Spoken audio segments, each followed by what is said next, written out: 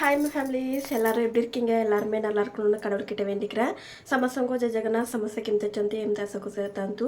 இன்றைக்கி என்ன வீடியோ பார்க்க போகிறோம் அப்படின்னா, ரொம்ப நாள் நிறைய பேர் கேட்டுட்டு இருந்த ஒரு கொஸ்டினுக்கு நான் வந்து இன்றைக்கி இது பண்ண போகிறேன். என்ன அப்படின்னா, நான் வந்து தமிழ்நாட்டிலேருந்து வரும்போது என்னோடய மாமியார் வந்து என்ன ரியாக்ஷன் பண்ணாங்க, ஒத்துக்கிட்டாங்களா இல்லையா, இல்லை என்ன பண்ணாங்கன்னு சொல்லிட்டு அதை பற்றி தான் நான் உங்களுக்கு எக்ஸ்பிளைன் பண்ண போகிறேன். நேற்று கூட தான் ஒரு சிஸ்டர் வந்து கேட்டிருந்தாங்க. இன்றைக்கி வந்து கொஞ்சம் வாய்ஸ் அந்த மாதிரி தான் காக்கா கத்துற மாதிரி தான் இருக்கும். ப்ளீஸ் அட்ஜஸ்ட் பண்ணிக்கோங்க. என்னன்னு தெரியல, திடீர்னு வந்து கொஞ்சம் கோல்ட் ஆகிடுச்சு. வீடியோவில் வந்து எப்படி இருக்குன்னு எனக்கு தெரியல. ஆனால் எனக்கு பேசும்போது எனக்கே காது ரொம்ப அடைச்சி போகிற மாதிரி, மூக்கு அப்படியே ஒரு மாதிரி இருக்குது. சுத்தமாக முடியல என்னால். அதுவுமே இன்றைக்கி வந்து செம்மையான வெயில், சூப்பராக இருக்குது. பட்டு ஃபேன் இல்லாமலாம் இருக்க முடியாது. ஓகே, இப்போ தான் நீங்கள் என்ன சேனலை பார்க்குறீங்கன்னா ப்ளீஸ் லைக் அண்ட் சப்ஸ்கிரைப் பண்ணி பாருங்கள்.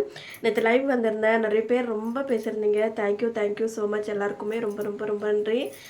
தமிழ்நாட்டுக்கு போகிறத பற்றி நிறைய பேர் வந்து சொல்லியிருந்தீங்க.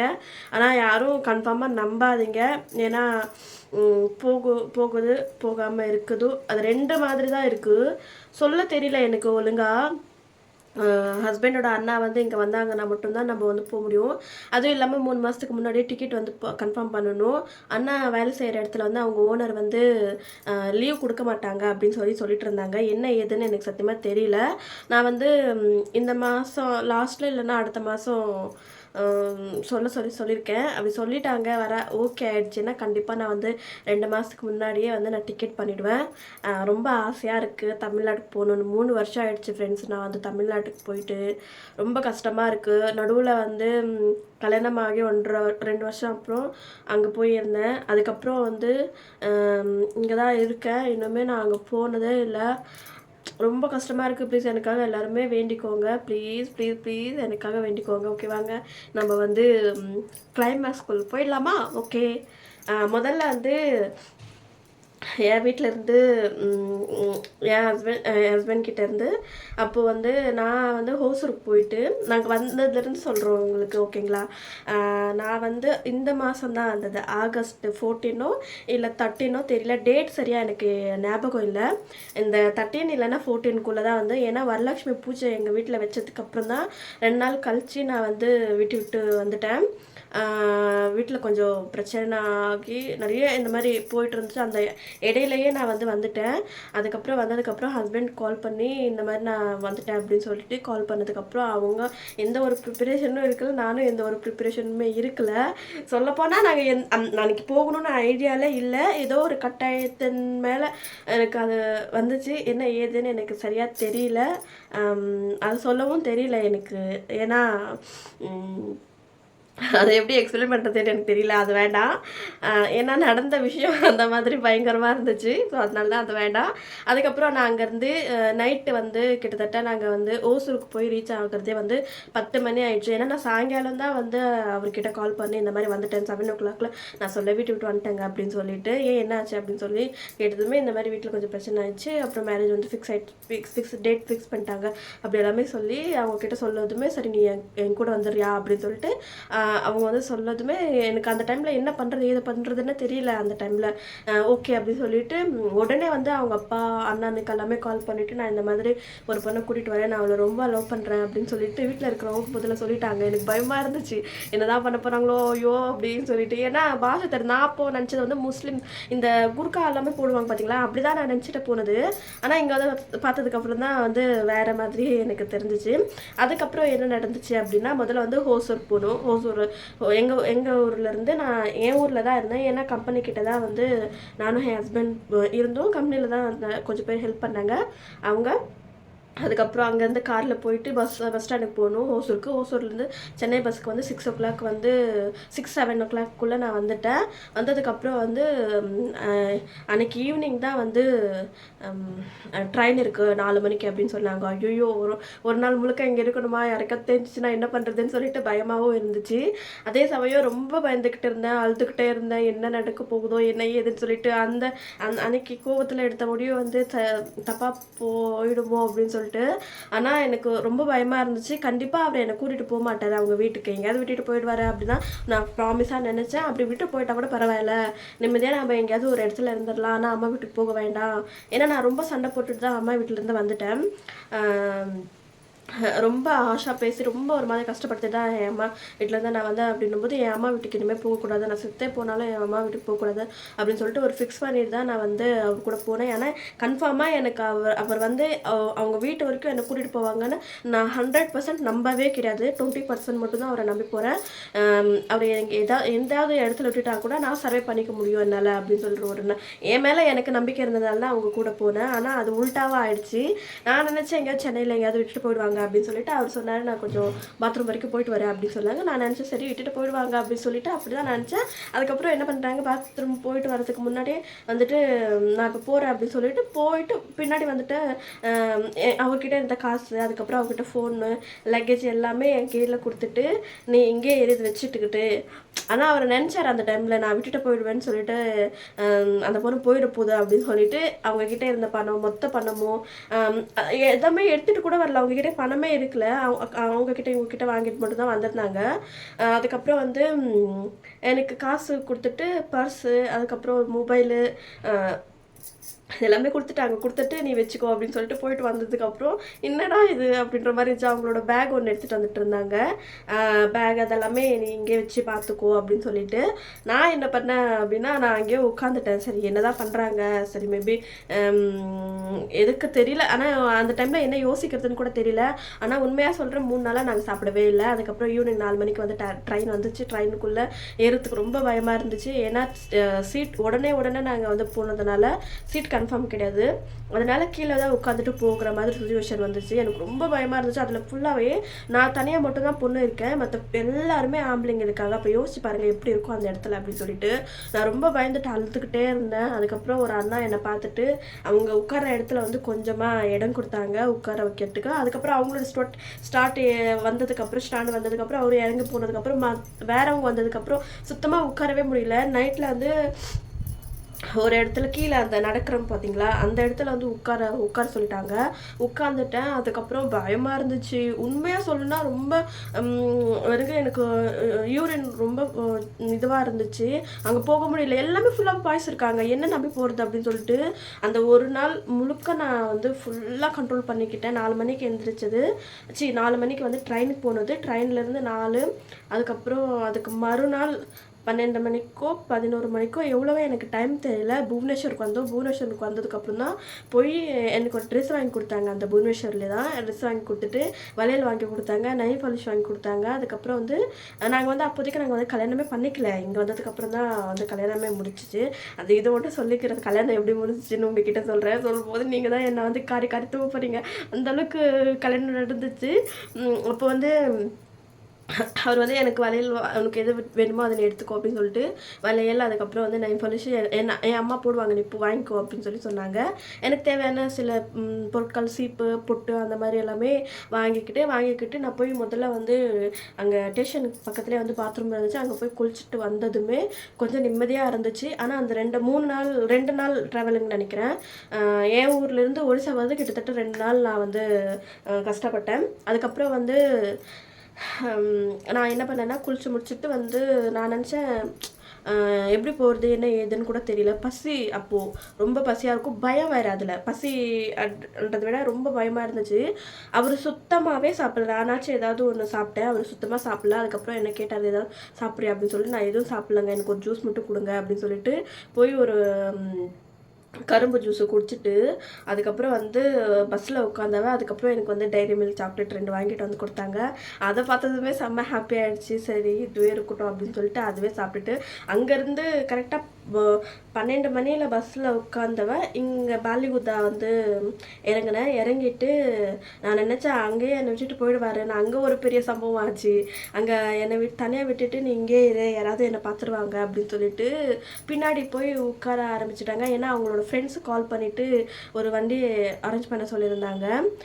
அதை அரேஞ்ச் பண்ணுறதுக்கு கொஞ்சம் டைம் ஆகிடுச்சின்னு சொல்லிட்டு என்னோட ரோட்டில், அதுவும் ரோட் சைடில், அந்த நெக்ஸ்ட் டைம் நான் போகும்போது கண்டிப்பாக உங்ககிட்ட காட்டுறேன். அந்த ரோட் சைடில் வந்து வந்து நிற்க வச்சுட்டாங்க. போகிறவங்க வரவங்கலாம் எனக்கு கீழேருந்து மேலே வரைக்கும் பார்க்குறாங்க. என்ன எனக்கு பயமே வந்துருச்சு, அழுகொலியாக வந்துருச்சு. அவர் வேற போனது வந்து அரை மணி நேரம் கழிச்சு தேடுறேன், கிடைக்கவே இல்லை. அங்கேயும் உட்காந்து அழுக தான் வரலைங்க ஃப்ரெண்ட்ஸ். ஒரு மாதிரி உள்ளுக்குள்ளேயே அழுகுறேன். முடிஞ்சு போச்சு, எனக்கு தமிழ்நாட்டில் விட்டுட்டு போயிருந்தா நான் நிம்மதியாக இருந்திருப்பேனே, எங்கேயாவது பிச்சையாவது எடுத்துகிட்டு இருந்திருப்பேனே அப்படின்னு சொல்லிட்டு பாவம். ஆனால் அவங்க ரொம்ப கஷ்டப்பட்டு அவங்களுக்கு இவங்களுக்கு கால் பண்ணி பேசி பேசி பேசி ரொம்ப ஸ்ட்ரகிள் பண்ணியிருக்காங்க. பட் அது எனக்கு தெரியல. அதுக்கப்புறம் ரொம்பவே கஷ்டமாயிட்டு நான் வந்து மூஞ்சி பெருசாக வச்சுட்டு இப்படி வந்துட்டு இருந்துச்சு. வந்ததுக்கப்புறம் என்னாச்சு அப்படின்னு சொன்னால், நீ என்னை விட்டுட்டு போயிட்டல அப்படி. அப்போ நாங்கள் ஹிந்தியில் தான் பேசுவோம். நாங்கள் பேசிக்கிட்டதே வந்து ஹிந்தியில் தான். எனக்கு வந்து அப்போது முன்னாடி வரப்போவல அப்போ வந்து ஹிந்தி நான் கற்றுக்கிட்டேன். அவர்கிட்ட நான் பேசுறது பழகுனது எல்லாமே ஹிந்தியில் மட்டும்தான், எனக்கு ஒடியா தெரியாது. அதுக்கப்புறம் வந்து ஹிந்தியில் என்னங்க இப்படி பண்ணிட்டீங்க அப்படின்னு சொல்லிட்டு ரொம்ப ஒரு மாதிரி கஷ்டமாயிட்டு பயந்துட்டேன்.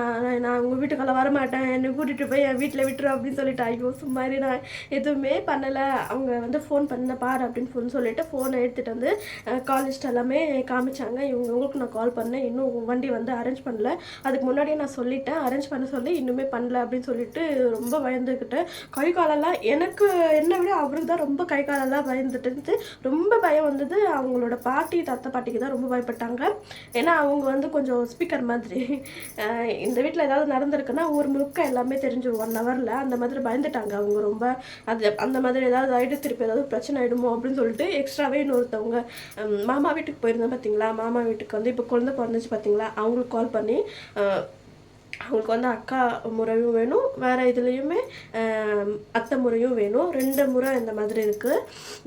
அவங்களுக்கு வந்து கால் பண்ணிவிட்டு அதை இந்த மாதிரி வந்து என் வீட்டில் ஒத்துக்கலை அப்படின்னா எனக்கு இடம் கொடுக்குறீங்களா அப்படின்னு சொல்லிட்டு என் புருஷன் அவங்களுக்கு கால் பண்ணி அவங்க ஓகே நீ பயப்படாத, ஏதாவது நடந்துச்சுன்னா கண்டிப்பாக நீ என் வீட்டுக்கு வா, நான் அவனை பார்த்துக்கிறேன் அப்படின்னு சொல்லி நம்பிக்கை கொடுத்ததுனால நான் சொன்னேன் அவங்க வீட்டுக்கு நான் வரவே மாட்டேன் அப்படின்னு சொல்லிட்டு உட்காந்துட்டு அழுதுகிட்டே நான் அங்கே இருந்தால் வேலை பார்த்துட்டு என்னாச்சு அப்படின்னு கேட்டதுனால அவர் வந்து பாரு இப்படி கேட்குறாங்க, ப்ளீஸ் அதை செஞ்சு வாய மூடு அப்படின்னு சொல்லிட்டு நான் வரமாட்டேன், உங்கள் வீட்டுக்கெல்லாம் வந்தாங்கன்னா என்ன அடிச்சிடுவாங்க, நான் அடிக்காமல் நான் பார்த்துக்கிறேன், என்ன யாராவது அடிச்சாங்கன்னா என்ன ஏதாவது பண்ணாங்கன்னா கூட நீ வந்து எதுவுமே சொல்லக்கூடாது, நீ எதுவுமே பேசக்கூடாது அப்படின்னு தான் இருக்கணும் அப்படின்னு சொன்னாங்க. சரி ஓகே அப்படின்னு சொல்லிட்டு அதுக்கப்புறம் வந்து முன்னாடியே தமிழ்நாட்டில் இருக்கும்போது அவங்க அண்ணாவுக்கு கால் பண்ணி சொல்லிட்டாங்க. அவங்க வந்து ரீச் ஆகிட்டாங்க, நாங்கள் வர்றதுக்கு அதுக்கு முன்னாடியே வந்துட்டாங்க. ஏன்னா அவர் வந்து சொல்லிட்டாதான் அண்ணா எனக்கு கொஞ்சம் ஹெல்ப் பண்ணுங்கண்ணா, நீங்கள் தான் இருக்கீங்க அப்படின்னு சொல்லிட்டு அண்ணா வந்து கொஞ்சம் பயமுறுத்தி வச்சுருந்தாங்க. இந்த மாதிரி நீங்கள் ஏதாவது இது பண்ணலன்னா சத்தியமாக செத்து போகிறேன் அப்படின்னு சொல்லி பிளாக்மெயில் பண்ணிட்டு வந்தார். அதுக்கப்புறம் அவங்களும் பயந்துட்டு வந்துட்டாங்க. அதுக்கப்புறம் வந்து 6:10க்கோ 6:15க்கோ தான் நான் டைமிங் கரெக்டாக பார்த்துருந்தேன். ஏன்னா அவர் வந்து என்கிட்ட ஃபோன் லிஸ்ட் காட்டும்போது அந்த செகண்டில் வந்துட்டாங்க பசங்க கூட. அவங்க எல்லாமே வந்துட்டு அவங்களோட ஃப்ரெண்ட்ஸ் ஒரு 4 பேர் வந்துட்டு ஒரு வேன் மாதிரி வச்சுக்கிட்டு அதில் வேறு கூட்டிகிட்டு போகும்போது இன்னுமே பயந்துட்டேன் நான். அதில் வேறு ஸ்க்ரீன்ஸ் எல்லாமே விலகி இருந்துச்சு. நான் உட்காந்த உடனே ஸ்க்ரீன் எல்லாமே பூத்திட்டாங்க. நான் என்ன பண்ணேன், ஐயோ எனக்கு என்ன பண்ண போகிறாங்க அப்படின்னு சொல்லிட்டு அவரோட கையை பிடிச்சி இப்படி டைட்டாக பிடிச்சிக்கிட்டே இருந்தாரு. என்ன அப்படின்னு சொன்னேன், என்ன இது அப்படின்னு சொல்லினா, பயப்படாத அது ஒன்றும் இல்லை, ஊருக்காரங்க பார்த்துடுவாங்கன்றதுனால தான் அப்படி வச்சுருக்காங்க, வீட்டுக்கு போனதுமே நான் வீட்டுக்கு கூட்டிகிட்டு போயிடுவேன், தயவு செஞ்சு பயப்படாத ப்ளீஸ், தயவு செஞ்சு அந்த ரோட்டில் பண்ண மாதிரி பண்ணாத அப்படின்னு சொல்லிட்டு ரொம்ப பொறுமையாக இருந்தார். ஆனால் நான் ரொம்ப பயந்துக்கிட்டே இருந்தேன். ஃபஸ்ட் டைம் இந்த மாதிரி வெளியில் வந்து நம்ம வந்து மற்றவங்க ஊருக்கு போய் லாங்குவேஜ் தெரியாமல் அவனோட பேக்ரவுண்ட் தெரியாமல் எதுவுமே தெரியாமல் நம்ம போயிட்டு என்ன பண்ணுறதுன்னு கூட தெரியாமல் ரொம்ப கஷ்டப்பட்டோம். அதுக்கப்புறம் போயிட்டு ஊருக்குள்ளே வந்து அங்கே நான் எப்போவுமே ரோடு காட்டும் பார்த்தீங்களா, அங்கே நிற்க வச்சுட்டு என் மனசு அப்படியே எங்கேயோ என்கிட்ட இல்லை. அவர் முதல்ல வந்துட்டு என்னை வந்து வண்டியில் இருந்துட்டு அவர் வந்து முதல்ல போயிட்டு இன்னுமே பயந்துட்டேன். ஐயோ இவர் என்னையோ செய்ய போகிறாரு, எனக்கு தெரியல என்ன பண்ண போகிறாரு அப்படின்னு சொல்லிட்டு ரொம்ப பயந்துக்கிட்டே இருந்தேன். அதுக்கப்புறம் போயிட்டு வந்ததுக்கப்புறம் உண்மையாகவே சொல்கிறேன் ஃப்ரெண்ட்ஸ், என் மாமியாருக்கு, என் மாமனாருக்கு, என் மூத்தாருக்கு, இவங்க 3 பேருக்கு மட்டும்தான் தெரியும் நான் இங்கே வரேன் அப்படின்னு சொல்லிட்டு. அதுக்குள்ளே ஒரு 50 பேர் இருக்கும். நீங்கள் நினச்சி பாருங்கள், அந்த வீட்டுக்கு முன்னாடி ஒரு 50 பேர் நிற்பாங்க. நான் போவேன், நடுவில் இவ்வளோதான் ஞாபகம் இருக்கும், நடுவில் நான் அவர் மட்டும் என் கையை பிடிச்சி இழுத்துட்டே போனார். ஏன்னா நான் வரமாட்டேன்னு சொல்லிட்டு அடம் பிடிச்சிட்டு வண்டியிலே உட்காந்துட்டேன். நான் வரமாட்டேன் சாமி, இவ்வளோ பேர் இருக்காங்க, என்ன செய்ய கொண்டு வந்திருக்கா அப்படின்னு சொல்லிட்டு ரொம்ப பயந்துட்டேன். அவங்க கொஞ்சம் எமோஷனல் ஆகிட்டு ப்ளீஸ் புரிஞ்சுக்கோ, நான் அம்மா கிட்டே போய் பேசணும், இன்னும் பேசலை, அவங்க வந்து எனக்கு மூஞ்சி கொடுத்து கூட பேச மாட்டேறாங்க, தயவு செஞ்சு வா அப்படின்னு சொல்லி சரி அப்படின்னு சொல்லிட்டு ரொம்ப கஷ்டப்பட்டு தலை இப்படி தான் குடிஞ்சவன் இந்த கட்டுருக்கு கிட்ட தான் ஃப்ரெண்ட்ஸ் வந்து உட்காந்துவேன். அந்த தாத்தா பார்த்தா அழுகுறாரு, ஒப்பாரி வைக்கிறாங்க. அந்த பாட்டி பார்த்தா அப்படியே ஒப்பாரி வைக்கிறாங்க. அந்த லாங்குவேஜ் புரிஞ்சால் தானே நம்மளுக்கு ஏதாவது புரியும். ஆனால் அவங்க அப்படி பண்ண எனக்கு கண்ணு தண்ணி வந்துச்சு. அதுக்கப்புறம் தொடர்ந்து இந்த ரூமு ஃபுல்லாக எல்லாருமே ஃபுல் ஆயிட்டாங்க. பயந்துட்டேன் அப்படியே பார்த்துட்டு. அதுக்கப்புறம் அவர் போய் அம்மா காலில் விழுந்து, அம்மா ப்ளீஸ்மா, இதுக்கு மேலே நான் எந்த தப்பு பண்ண மாட்டேன், இதுதான் கடைசி, அந்த பொண்ணை நம்ம விட்டுட்டு வர முடியாது, ப்ளீஸ்மா அப்படின்னு சொல்லிட்டு அம்மா காலில் விழுந்து எப்படியோ சமாதானப்படுத்திட்டாங்க. ஆனால் பட் என்ன பார்க்கும்போது அவங்களுக்கு வந்து அந்தளவுக்கு ஆக்செப்ட் பண்ணிக்க முடியல. ஏன்னா நான் வந்த இது அந்த மாதிரி. நான் உங்களுக்கு வந்து கல்யாண ஃபோட்டோவில் வந்து இருக்கும், அதை வந்து நான் மேலே அட்டாச் பண்ணுறேன். அதில் எப்படி இருக்கேன் நீங்கள் பாருங்கள். ஏன்னா தொடர்ந்து 3 நாள் சாப்பிடல, குளிக்கல, ஃபேஸ் வாஷ் கூட பண்ணல. டென்ஷன், டிப்ரெஷன், பயம், இது எல்லாமே இருக்கும்போது கண்டிப்பாக வந்து நம்ம நார்மலாக இருக்க மாட்டோம். ரொம்ப ஒல்லியாக இருப்பேன், ரொம்ப பிளாக் ஆகிட்டேன். அதுக்கப்புறம் வந்ததுக்கப்புறம் என்னை பார்த்ததுமே எனக்கு என் மாமியார் இப்போ ஃபஸ்ட் டைம் பார்த்ததுமே இந்த சைடு கை கட்டியிருப்பாங்கல்ல, கொஞ்சம் டெரராக இருக்கிற மாதிரி ஏதோ இன்னும் தெரியல. ஆனால் பார்த்ததுமே உடனே பயந்துட்டேன் நான். ஐயோ போச்சுடா, இவங்களாம் எனக்கு மாமியாராக வரணும், இவங்களை பார்த்தாவே ரொம்ப பயங்கரமாக இருக்கே, அதுவும் இல்லாமல் வந்து ரொம்ப டெரர் பீஸாக வேறு இருக்காங்களே, என்ன பண்ணுறதுன்னு சொல்லிட்டு மனசுக்குள்ளேயே நினச்சிக்கிட்டே இருந்தேன். அதுக்கப்புறம் எல்லாருமே பேசி எல்லாருமே பழகி அதுக்கப்புறம் சரி பண்ணாச்சு, வேறு ஒன்றும் பண்ண முடியாதுன்னு சொல்லிட்டு அன்னைக்கு வந்து கொஞ்சம் சமாதானமாக போனாங்க நான் வந்ததுக்கப்புறம். ஆனால் என்ன ஆக்செப்ட் பண்ணிக்கல உண்மையாக சொல்லணுன்னா. ஏன்னா அவர் சொன்னார், ஒன்று நீங்கள் வந்து ஆக்செப்ட் பண்ணிக்கிட்டீங்கன்னா நான் இங்கே வந்து அந்த பொண்ணு நானும் இங்கே இருப்போம், அப்படி இல்லைன்னா நாங்கள் வந்து வேறு எங்கேயாவது போய் பிச்சை தான் எடுக்கணும் அப்படின்னு சொல்லிட்டு கொஞ்சம் எமோஷ்னலாக பிளாக்மெயில் பண்ணியிருக்காங்க மாமியாருக்கு வந்து உண்மையாக இன்னொரு வார்த்தை என்னென்னா, என்னை வந்து ட்ரெயின்லேயே விட்டுட்டு வந்துடுங்க, ஜெகத்சிங்பூர் அந்த புவனேஸ்வர் வந்திருந்தேன் பார்த்தீங்களா, அங்கேயே விட்டுட்டு வந்துடுங்கன்னு கூட என் மாமியாரெல்லாம் சொல்லியிருந்தாங்க. ஆனால் எனக்கு என் ஹஸ்பண்ட் கிட்ட பிடிச்ச ஒரு விஷயம், நான் மரியாதை கொடுக்குற ஒரு விஷயம் இந்த ஒரு விஷயத்துக்கு தான். என்னை தமிழ்நாட்டில் விட்டுட்டு வந்திருந்தா கூட நான் பிரச்சனை வந்திருப்பேன். ட்ரெயினில் விட்டுட்டு வந்துரு, என் கையில் யோசிச்சு பாருங்கள், ஒருத்த பைசா இல்லை. இந்த புவனேஸ்வரில் என்னை விட்டுட்டு வந்திருந்தா கூட எனக்கு லாங்குவேஜ் தெரியாது, எங்கேருந்து எங்கே ட்ரெயின் போகும்னு தெரியாது. எனக்கு நான் அப்போ தான் ஃபஸ்ட் டைமாக ட்ரெயினில் ஏறேன். அப்போ நீங்கள் யோசிச்சு பாருங்கள், தமிழ்நாட்டு பொண்ணு படிக்கலை, எழுத தெரியாது, பேச அந்த அளவுக்கு தெரியாது, வெறும் ஹிந்தி மட்டும்தான் லாங்குவேஜ் தெரிஞ்சிருக்கும். ஒரு இடத்துல ₹1 கூட இல்லாமல் நீங்கள் எப்படி அங்கே சர்வே பண்ண முடியும்னு சொல்லுங்கள். தேங்க் காட் கடவுள் என்னோட சைடில் இருக்காங்கன்றதுனால தான் கொஞ்சம் இதுவாக பெட்டராக இருந்துச்சு. அவர் வந்து என்னை எங்கேயுமே விடல. அந்த ஒரு இதுக்காக தான் அவர் வந்து இன்னுமே நான் மரியாதை கொடுப்பேன். அவர்னால் எனக்கு இன்னுமே ரொம்ப ரொம்ப ரொம்ப பிடிக்கும். நாங்கள் எவ்வளோ சண்டை போட்டுக்கிட்டாலுமே, எவ்வளோ என்ன பண்ணாலுமே நாங்கள் வந்து 2 பேரும் பேசிக்காமல் இருக்க முடியாது. அதே மாதிரி அதான் அவரும், அதே மாதிரி தான் நானும். அவர் சண்டை போட்டாருன்னா நான் பேச மாட்டேன், அவங்களும் பேச மாட்டாங்க. ஆனால் இன்னொரு 10 நிமிஷத்துக்கு வந்து கண்டிப்பாக யாராவது, நானாகட்டும் அவங்களாகட்டும், ஆனால் ஃபர்ஸ்ட் வர்றது அவங்க தான். சாரி விடு, அதோட விட்டுரு, அந்த பிரச்சனை திருப்பி கொண்டுட்டு வரக்கூடாது அப்படின்னு தான் சொல்லுவாங்க. ஆனால் சண்டை போட்டிருக்கோம், நிறைய சண்டை போட்டிருக்கோம், நிறைய ஸ்ட்ரகிள்ஸ் வந்திருக்கு, நிறைய நாங்கள் வந்து எங்களுக்கு 2 பேருக்குள்ளே வராத பிரச்சனையே இல்லை. ஆனால் கண்டிப்பாக அந்த பிரச்சனையை தாண்டியும் ஒரு லவ் இருக்குன்னு அவங்க கூட நான் இது வரைக்கும் இருக்கேன். அவங்கள ரொம்ப லவ் பண்ண ஆரம்பித்தது வந்து கல்யாணமாகி 1 வருஷத்துக்கு அப்புறம் தான். ஓகே, நான் இதை ஸ்டார்ட் சொல்லிடுறேன். அதுக்கப்புறம் வந்து அந்த டேயில் ஈவினிங் கரெக்டாக ஒரு 8 மணி ஆகிடுச்சு. 8 மணிக்கு வந்துட்டு அவர் சொன்னார், இந்த மாதிரி நான் அந்த பொண்ணு சாப்பிட்லாமா, காலையிலேருந்து 3 நாள் ஆயிடுச்சு, இன்னைக்கு கூட சாப்பிடவே இல்லை அப்படின்னு சொல்லிட்டு, சாப்பாடு கூட செய்யலடா நான், நீ செஞ்சுருக்கிற வேலைக்கு உனக்கு வேறு சாப்பாடு வேறு அப்படின்னு சொல்லிட்டு, சரி இருக்கிறது ஏதோ போட்டுட்டு வாங்கம்மா அப்படின்னு சொல்லிட்டு அந்த சாப்பாடு, அதுக்கப்புறம் பருப்பு குழம்பு, அதுக்கப்புறம் கருவாட்டு ஃப்ரை வந்து போட்டுட்டு வந்து எடுத்துகிட்டு வந்தாங்க. உண்மையாகவே சொல்கிறேன் ஃப்ரெண்ட்ஸ், எனக்கு அந்த சாப்பாடு பெருசாக இருக்கும். அதுக்கப்புறம் வந்து ஃபுல்லாக ஒரு மாதிரி கொலன்னு இருந்துச்சு, தண்ணி விட்டு போன மாதிரி ஆகிட்டு இருந்துச்சு. ஒரு 2 நாள் சாப்பாடு எப்படி இருக்கும் அப்படி இருந்துச்சு. நான் எனக்கு நினைக்கவே முடியல அது எப்படி சாப்பிட்றது, என்ன பண்ணுறதுன்னு சொல்லிட்டு பிசைஞ்சு ஒரு வாய் தான் வச்சேன். சத்தியமாக சொல்கிறேன், என் லைஃப்பில் அந்த ஒரு நாள் இது வரைக்குமே என்னால் மறக்க முடியாது. அது வாயில் வைக்கவே முடியல ஃப்ரெண்ட்ஸ், இந்த அளவுக்கு கஷ்டமாக இருந்துச்சு. அந்த கருவாடு கூட உப்பு, இப்போ வெறும் உப்பு வாயில் கொட்டிக்கிட்டால் எப்படி இருக்கும் அதே மாதிரி தான் இருந்துச்சு. ரொம்பவே கஷ்டப்பட்டுட்டேன். நான் இங்கேருந்து எப்படி தான் சர்வே பண்ண போகிறேனோ, இங்கே எப்படி தான் இருக்க போகிறேனோ அப்படின்ற ஒரு பயம் எனக்குள்ளுக்குள்ளே இருந்துக்கிட்டே தான் இருந்துச்சு. அவரை நோட் பண்ணிவிட்டு, சரி அவளுக்கு வந்து ஃபோர்ஸ் பண்ண வேண்டாம் அப்படின்னு சொல்லிட்டு, சரி நீ உனக்கு பிடிக்கலன்னா கை கழுவிக்கிட்டு வந்து உட்காந்துக்கோ அப்படின்னு சொல்லிட்டாரு. அப்புறம் நான் போய் கை கழுவிக்கிட்டு வந்துக்கிட்டே இருந்தாங்க ஆட்கள். ஒரு 11 மணி வரைக்கும் வந்துக்கிட்டே இருந்தாங்க. பார்த்துக்கிட்டே இருந்தாங்க. கீழே இருந்த மேலே வரைக்கும் பார்க்குறது. எனக்கு வேறு பயமாக வேறு இருந்துச்சா, நான் இப்படி தான் இருப்பேன்.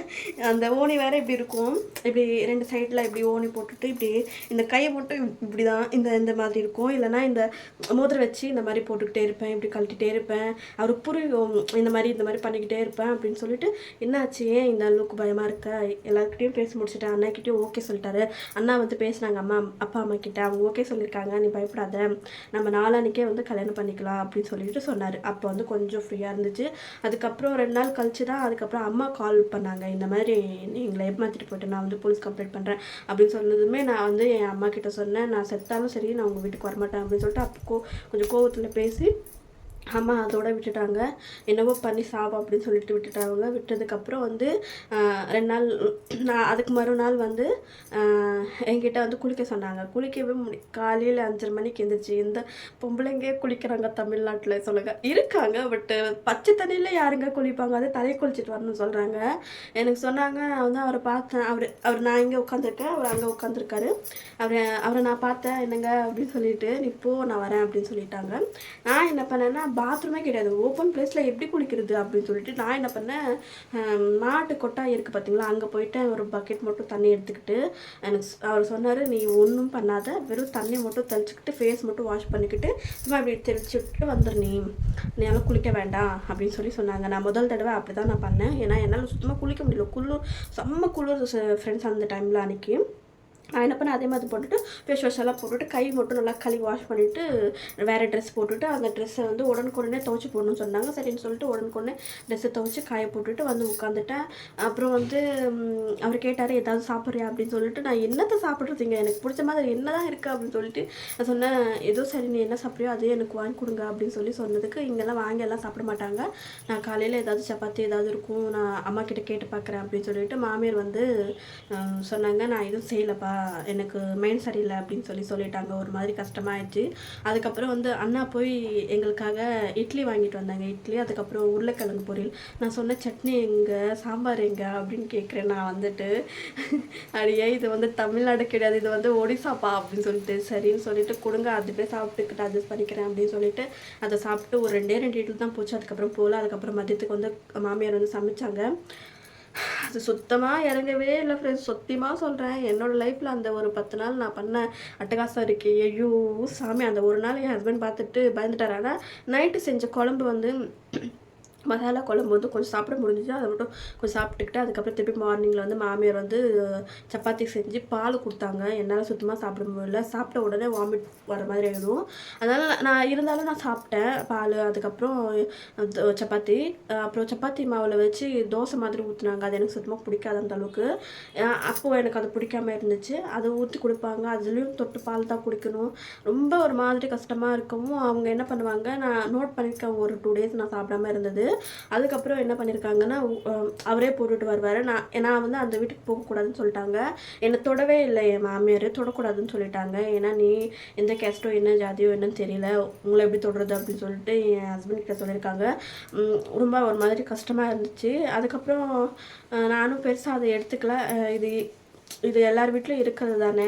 ஃபஸ்ட்டு யாரும் உடனே போய் அக்செப்ட் பண்ணிக்க மாட்டாங்க. அவங்க என்னை வீட்டுக்குள்ளே விட்டதே பெரிய விஷயம்னு நினச்சிட்டு நான் இங்கே தான் உட்காந்துட்டு இருந்தேன். அதுக்கப்புறம் வந்து ஒரு விஷயம் நடந்துச்சு, ரொம்ப கஷ்டமாக ஆகிற மாதிரி.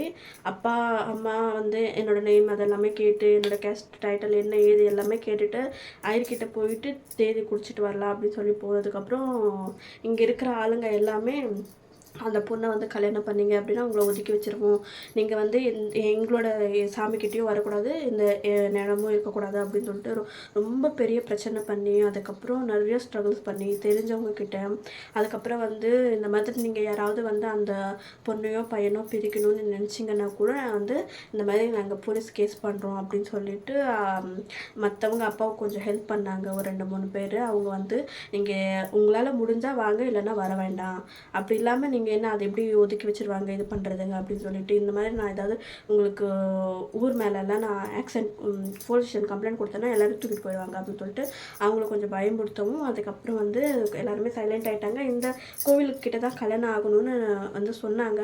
அரேஞ்ச்மெண்ட்ஸ் எல்லாமே கொஞ்சம் கொஞ்சமாக போயிட்டு இருந்துச்சு. அதுக்கப்புறம் திடீர்னு வந்து இந்த கோவிலில் வந்து கல்யாணம் பண்ண முடியாதுப்பா, ஏன்னா இது வந்து இன்னுமே அந்த பொண்ணு இந்த ஜாதி என்ன இதுன்னு இன்னுமே நம்மளுக்கு தெரியாது அப்படின்னும் போது நம்ம எப்படி பண்ண முடியாது, நீங்கள் வந்து பூரி ஜெயஜெகநாத் அங்கே போயிட்டு அங்கே ஜாதி பண்ணி அங்கே கல்யாணம் பண்ணணும் அப்படின்னு சொல்லிட்டாங்க. 5 நாள் தொடர்ந்து இந்த மாதிரி போயிட்டு இருக்க நான் அழுதுகிட்டே இருக்கேன். அதுவும் இல்லாமல் என் மாமியாரும் வந்து இங்கே படுக்க மாட்டேன்னு சொல்லிட்டாங்க. ஏன்னா தொடக்கூடாதுன்னு சொன்னதுமே இங்கே படுக்கக்கூடாதுன்னு சொல்லிட்டாங்கன்னு சொல்லிட்டு அவர் தான் வந்து நானும் அவர் தான் இங்கே இருந்தோம். நான் வந்து மேலே படுப்பேன், அவர் வந்து கீழே படுப்பார். ரொம்ப கஷ்டமாக இருந்துச்சு. ரொம்ப ஒரு மாதிரி அழுகலையாக வந்துடுச்சு. என்னடா பண்ணுறது, ஊரில் இருக்கிறவங்க எப்படியெல்லாம் பேசுவாங்க அப்படின்னு சொல்லிட்டு ரொம்பவே கஷ்டப்பட்டேன். நான் அவர்கிட்ட சொன்ன ஒரு விஷயம், ஒன்று கல்யாணம் பண்ண, இல்லைன்னா என்னை கூட்டிகிட்டு போய் எங்கள் வீட்டில் விட்டுரு அப்படின்னு சொல்லிட்டு கொஞ்சம் பொறுமையாக இரு அப்படின்னு சொல்லிட்டு 1 மாதமாக அவர் வந்து எனக்காக ரொம்ப கஷ்டப்பட்டார். அதுக்கப்புறம் நான் சாப்பிட்ற டைம்ஸ்க்கு எல்லாமே வந்து உட்காந்து அவர் தான் ஊட்டி விடுவார். என்னை அந்த 1 மாதம் வரைக்கும் குழந்த மாதிரி தான் பார்த்துக்கிட்டாங்க. எனக்கு இங்கே எந்த பிரச்சனையும் வரக்கூடாதுன்னு சொல்லிட்டு அவங்க அம்மா கிட்டேயே போயிட்டு, அம்மா அவளுக்கு எதுவுமே தெரியாது, ஆனால் அவங்க உனக்கு வந்து சப்போர்ட்டிவாக இருப்பாங்க, ப்ளீஸ் அந்த பொண்ணுக்கு எந்த கஷ்டம் வராத மாதிரி பார்த்துக்கோங்க, அந்த பொண்ணுக்கு லாங்குவேஜ் தெரியாது, நான் உங்களை நம்பி தான் விட்டுட்டு போகிறேன் அப்படின்னு சொல்லிட்டு ரொம்ப கஷ்டப்பட்டு சொல்லியிருந்தாங்க. அதுக்கப்புறம் இல்லை, இப்போதைக்கு நீ விட்டுட்டு போக வேண்டாம், நீ வந்து கல்யாணம் முடிச்சதுக்கப்புறம் விட்டுட்டு போ அப்படின்னு சொன்னாங்க. என்கிட்ட வந்துட்டு இந்த மாதிரி நான் போகிறேன், நீ இங்கே இரு அப்படின்னு சொன்னாங்க. நான் பயந்துட்டேன், அது எப்படி கல்யாணம் முடிக்காமல் நீ என்னை இங்கே விட்டுட்டு போகிற அப்படின்னு சொல்கிறேன் அப்படின்னு சொல்லிட்டு, இல்லை நான் என்ன பண்ணுறது, நீ வேறு இந்த சைடு என்ன கல்யாணம் பண்ணிக்கோன்னு சொல்கிறாங்க. யாருமே அந்த மாதிரி கோஆப்ரேட் பண்ண மாட்டேன்றாங்க அப்படின்னு சொல்லிட்டு, உன்னை வேறு தத்தெடுத்துக்காமல் உன்னை எப்படி கல்யாணம் பண்ணுறது அப்படின்னு சொல்லிட்டு. அதுக்கப்புறம் வந்து நான் உங்களுக்கு ஆல்ரெடி அவங்களை காட்டியிருப்பேன். அவங்க வந்து என்னை தத்தெடுத்துக்கிட்டு அதுக்கப்புறம் பூரி ஜெயஜெகநாத்துக்கு வந்து அங்கே போகணும். நிறைய பேர் வந்து மாமியார் வந்து இன்வைட் பண்ணியிருந்தாரு. என்னோட மாமியார் இருக்காங்க பார்த்தீங்களா, அவங்க வந்து ரொம்ப ஒரு மாதிரி தப்பாக பேசிட்டு அந்த பொண்ணு அவங்க வீட்டுக்கு அந்த வீட்டு கல்யாணத்துக்கு யாரெல்லாம் போகிறாங்களோ அவங்க எல்லாருக்கிட்டையுமே யாருமே பேச மாட்டாங்க அப்படின்னு சொல்லிட்டு ஒரு 10 பேர் வந்து வராமல் போயிட்டாங்க. இந்த ஒரு ரீசன்க்கே வராமல் போனதுமே மாமியார் என்ன பண்ணாங்க, 4 கார் வந்து புக் பண்ணியிருந்தாங்க. 2 கார் ரிட்டர்ன் போயிடுச்சு. 2 காரில் தான் நாங்கள் போனோம். எல்லாமே சேர்த்து ஒரு 4-5 பேர் தான் எழுந்திருப்பாங்க. மாமியார், மாமனார், அதுக்கப்புறம் அண்ணா, அவங்க கூட ஒரு 4 பேர் வந்திருந்தாங்க. நானும் என் ஹஸ்பண்ட், அவ்வளோதான். அதுக்கப்புறம் போயிட்டு பூரி ஜெகநாத்துக்கு போயிட்டு அதுக்கப்புறம் வந்து ஏதோ மந்திரம் எல்லாமே சொல்லி ஜாதி எல்லாமே பண்ணி அதை எல்லாமே பண்ணி முடிச்சதுக்கப்புறம் தான் லாஸ்ட்டில் வந்து எனக்கு கல்யாணம் ஆச்சு. 28ஆம் தேதி ஈவினிங். ஆமாம், ஒரு மதியத்துக்கு மேலே வந்து கல்யாணம் பண்ணாங்க.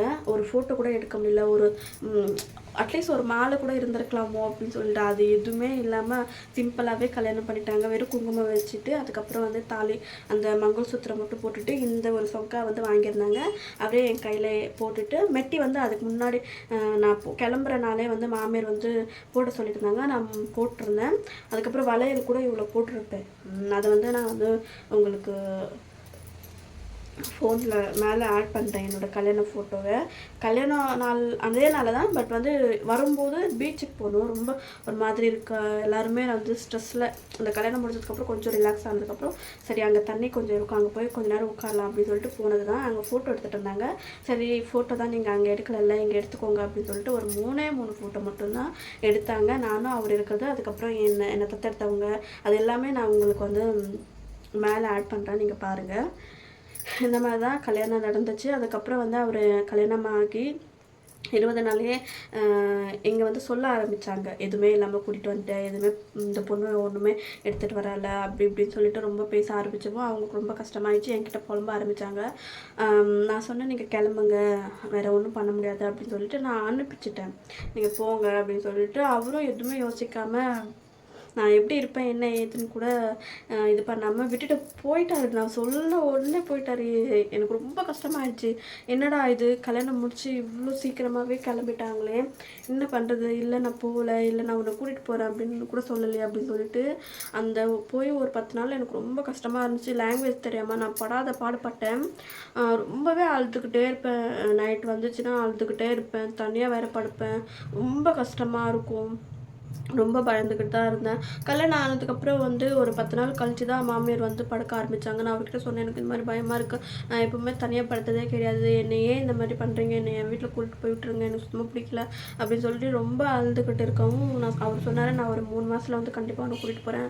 அப்படின்னு சொல்லவும், சரி ஒரு 3 மாசம் தான் நான் அட்ஜஸ்ட் பண்ணி இருந்துக்கலாம் அப்படின்னு சொல்லிட்டு, அதிலே கல்யாணமாகி 2 மாசம் அந்த 2 மாசம் முடிஞ்சு போனதுக்கப்புறம், அந்த 3வது மாசத்துல என் மாமியாருக்கு என்ன ஆச்சுன்னு தெரியல. ஆனா அதுக்கு முன்னாடி எல்லாம் என்ன அனுப்பிச்சு விடணும். என் மாமனார் என் மாமியார் இருக்கிறவங்க எல்லாருமே இங்கே வச்சுக்க வேண்டாம், நீங்கள் அனுப்பிச்சிடுங்க உங்கள் பையன்கிட்டயே, அவங்க பார்த்துக்கிட்டும், வேண்டாம் தனியாக இருக்கிறது அப்படின்னு சொல்லிட்டு ரொம்ப எல்லாருமே சொல்லி கொடுத்து ரொம்ப கஷ்டமாயிடுச்சு. அவங்களும் நீ தனியாக போக முடியுமா, நாங்கள் ட்ரெயினில் ஏற்றி விட்ருவோம் அப்படியெல்லாம் சொல்லியிருப்பாங்க. என் ஹஸ்பண்ட் கிட்ட இது எல்லாமே சொன்னதே கிடையாது. நீ என்ன போட்டு வந்திருக்கு இப்படி எல்லாமே என் மாமனார் எல்லாமே கேட்டிருப்பாங்க. நான் எதுவுமே என் ஹஸ்பண்ட் கிட்ட சொன்னது கிடையாது. ஆனால் இப்போ ரீசெண்ட் டைமில் அவருக்கு நான் உனக்கு லாங்குவேஜ் தெரிஞ்சதுக்கப்புறம் நான் வந்து அவர்கிட்ட சொன்னேன், இந்த மாதிரி வீட்டில் எல்லாமே பண்ணாங்க அப்படின்னு சொல்லிட்டு. உண்மை என்கிட்ட ஏன் சொல்லலை அப்படின்னு சொல்லல, ஏதாச்சும் சண்டை வந்துச்சுன்னா என்ன பண்ணுறது அப்படின்னு சொல்லிட்டு. ஒரு தடவை இப்படி தான் கல்யாணம் ஆகலை. அப்போ தாத்தா வந்து நான் அதை உங்ககிட்ட சொல்ல, தாத்தா வந்து நான் அந்த வீட்டில் போய் உட்காந்தேன்னு சொல்லிட்டு ஒரு குச்சி எடுத்துகிட்டு அப்படியே அடிச்சிட்டாங்க.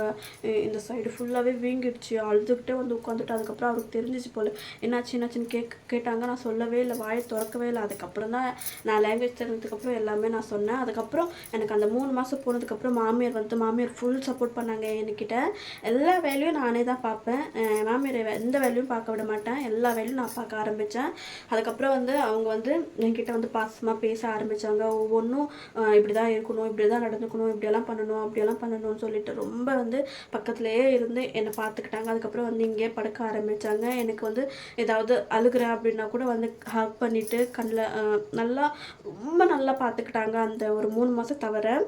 நான் நினச்சி கூட பார்க்கல என் மாமியார் வந்து இவ்வளோ சீக்கிரமாக என்னை அக்செப்ட் பண்ணிப்பாங்க அப்படின்னு சொல்லிட்டு. ரொம்ப கஷ்டப்பட்டுட்டேன். உனக்கு என்ன சாப்பிடணும்னு தோணுதோ என்கிட்ட சொல்லு, சைகையில் தான் சொல்லுவாங்க. ஆனால் நிறைய லாங்குவேஜ் வந்து எனக்கு கற்றுக்க தெரியாமல் இருந்ததுக்கு முதல் காரணம் வந்து எனக்கு வந்து ஃபோனும் கிடையாது. சும்மா சின்ன ஃபோன் தான். ஹஸ்பண்ட் வந்து அந்த இங்கே வந்ததுக்கப்புறம் ஃபோனை விற்று தான் கொஞ்சம் கல்யாணத்துக்கு வந்து காசு ரெடி பண்ணாங்க. கிட்டத்தட்ட வந்து கல்யாணத்துக்கே சும்மா சிம்பிளாக பண்ணதுக்கே அங்கே பூரிக்கு வந்து போகணும், எல்லாரையும் கூட்டிகிட்டு போகணுன்றதுக்கே வந்து ஒரு 30,000-40,000 செலவாயிடுச்சு. அதனால் அதுக்கப்புறம் வந்து சின்ன ஃபோன் தான் இருந்துச்சு. என் மாமியார் வச்சுட்டு இருந்த ஃபோனு. அதுக்கு தான் ஹஸ்பண்ட் வந்து எனக்கு கால் பண்ணுவாங்க. அதுக்கப்புறம் ஒரு 4 மாதமாக 5 மாதம் கழித்து எனக்கு ஃபோன் வாங்கி கொடுத்தாங்க, பெரிய ஃபோன். அதுக்கப்புறம் அந்த ஃபோன் 1 மாதம் கூட என் கையில் வைக்கல. அவங்க 3 மாதம் சம்பளம் அது. 3 மாதம் கஷ்டப்பட்டு எனக்காக வாங்கி கொடுத்தாங்க, தனியாக இருக்காளே அப்படின்னு சொல்லிட்டு. நான் இங்கே தான் படுத்திருந்தேன். தலைக்கு நான் இந்த சைடு படுத்திருந்தேன். அந்த பக்கம் தான் ஃபோன் வச்சுருந்தேன். யார் எடுத்துகிட்டு போனாங்கன்னு தெரியல, ஆனால் எடுத்துகிட்டு போயிட்டாங்க. அதுக்கப்புறம் ஒரு 6 மாதம் கழித்து எனக்கு இன்னொரு ஃபோன் வாங்கி கொடுத்தாங்க. அதுக்கப்புறம் என் மாமியார் வந்து சொல்கிறது நான் நடுவில் ஏதாவது ஞாபகம் வந்து அதை சொல்லிடுறப்பா. அதுக்கப்புறம் என் மாமியார் வந்து ஒவ்வொரு வார்த்தையும் நான் வந்து என் ஹஸ்பண்ட் கிட்ட கேட்குறத விட நான் என் மாமியாருக்கு தான் கேட்பேன். இப்போ வந்து ஒரு பொருளை எடுத்துகிட்டு வந்து இதோட நேம் என்ன அப்படின்னு சொல்லி கேட்பேன். இஸ்கா நாம் கே இந்த ஹிந்தியில் கேட்டேன் அப்படின்னா கொஞ்சம் புரியும் மாமியாருக்கு. மஞ்சள் தூள், அதுக்கப்புறம் வெங்காயம், பூண்டு, இஞ்சி, இது பேர் என்ன, இது பேர் என்ன, இது பேர் என்ன 30 வாட்டி கேட்பேன். 1000 வாட்டி கேட்டாலும் அவங்க வந்து முகம் செழிச்சிக்காமல் இதுக்கு இதுதான் பேர், இதுக்கு இப்படி தான் பண்ணணும், குழம்புக்கு இவ்வளோ தான் உப்பு போடணும், குழம்பு இப்படி தான் பண்ணணும், இப்படி தான் வந்து அடுப்பை பற்ற வைக்கணும், இப்படி தான் துடைக்கணும், இப்படி தான் வீட்டில் இருக்கணும், இப்படி தான் தலையில் முக்காடு போடணும் அப்படின்னு சொல்லிட்டு நிறைய சொல்லி கொடுத்தாங்க. இங்கே என்னென்ன இருக்குமோ எல்லாமே ஒரு அம்மாவுக்கு மேலே தான் சொல்லுவேன் நான். அவ்வளோ அழகாக எனக்கு சொல்லி கொடுத்தாங்க. என் மாமியார் எப்போவுமே வந்து அவங்க என்னை தப்பாக நினச்சிக்கிறாங்களா இல்லை நல்லதாக நினச்சிக்கிறாங்களா எனக்கு தெரியல. ஆனால் இது வரைக்குமே நான் என் மாமியாரை என்னோடய அம்மா ஸ்தானத்தில் தான் நான் பார்க்குறேன். என் அம்மா தான், அவங்க ஸ்தானம் கிடையாது, என் அம்மா தான், முழுக்க என் அம்மா தான். ஏன்னா அவங்க எனக்கு அந்த அளவுக்கு ஸ்டார்டிங்கில் வந்து ஹெல்ப் இல்லாமல் இருந்திருந்தா இந்த அளவுக்கு எனக்கு பேச்சு வராமல் இருந்ததுன்னா நான் இங்கே இருந்திருக்கவே மாட்டேன். உண்மையாக சொன்னால் என் மாமியார் இல்லாமல் இருந்திருந்தாங்கன்னா கண்டிப்பாக இங்கேருந்து என்னை துரத்திட்டு இருப்பாங்க. ஏன்னா என் மாமனாருக்கும் என்னை அந்தளவுக்கு பிடிக்கல, என் தாத்தாவுக்கு பிடிக்கல, பாட்டிக்கு பிடிக்கல. மூத்தாருக்கு, என் புருஷனுக்கு, என் மாமியாருக்கு 3 பேருக்கு மட்டும்தான் நான் என்னை ஆக்செப்ட் பண்ணிக்கிட்டாங்க. இவங்க 3 பேர் வந்து ஒரு கேங்காக பண்ணிவிட்டு வந்து என்னை இங்கேருந்து என்னை விரட்டணும் அப்படின்னு சொல்லிட்டு நிறைய வந்து என்னை கஷ்டப்படுத்துகிற மாதிரி பேசியிருக்காங்க. இந்த வார்த்தையே யூஸ் பண்ணல அப்படின்னலாம் இல்லை, அந்தந்த வார்த்தையெல்லாம் யூஸ் பண்ணியிருக்காங்க, காதில் கூட வாங்க முடியாது. ஆனால் அந்த டைமில் என் மாமியாரை தான் எல்லாரையும் எதிர்த்து நின்னாங்க. நீங்கள் யாரும் என் மருமகளை பேசுகிறதுக்கு, நான் பேசுகிறேன்னா என் மருமகளை அப்படின்னு சொல்லிட்டு என் மாமனார்கிட்டையும் என் தாத்தா பாட்டிக்கிட்டையும் 3 பேருக்கிட்டையும் மல்லு கட்டி நின்று என்னை காப்பாற்றினாங்க. எல்லா ஒரு சுச்சுவேஷன்லையுமே என் மாமியார் வந்து எனக்காக நின்னாங்க. அதனால் எப்பவுமே சரி, என் மாமியார் இருக்கிற வரைக்குமே நான் அவங்க கூட நிற்கணும்னு எப்பவுமே உறுதியாக இருப்பேன். அது என்ன பிரச்சனை வந்தாலும் சரி, எங்கள் 2 பேரும் பீரியட் ஸ்டேஜ் வந்தாலும் சரி, கண்டிப்பாக நான் அவங்க காலில் விழுந்தாச்சு நான் அவங்க என் கூட இருக்கணும்னு எப்பவுமே நினைப்பேன். எப்பவுமே வந்து அவங்க என் கூட இருக்கணும் லைஃப் லாங் அப்படின்னு நான் எப்பவுமே நினைப்பேன். ஒரே வீட்டில் இருக்கணும்னு நினைப்பேன். கடவுள் என்ன பண்ணுவாங்கன்னு எனக்கு தெரியல. பட் ஆனால் இந்த ஒரு விஷயத்த வந்து உறுதியாக நான் நினைக்கிறேன்.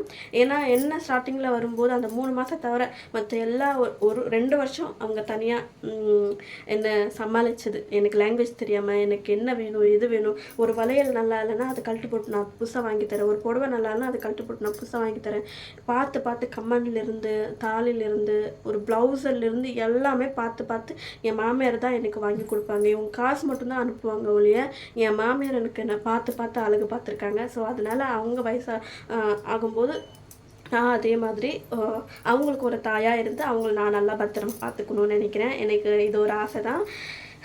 ஸ்டார்டிங்கில் என்னை எவ்வளோ கஷ்டப்படுத்திருந்தாலுமே, எவ்வளோ என்னை வேதனைப்படுத்திருந்தாலுமே அது வந்து எனக்கு அது பெருசாக தெரியல. அதுக்கப்புறம் அவங்க கொடுத்த லவ், அவங்க கொடுத்த கேரிங், அவங்க கொடுத்த பாசம் தான் எனக்கு தெரியுது ஒழிய அந்த ஒரு கோவம் அதெல்லாமே நான் மறந்துட்டு சுத்தமாக.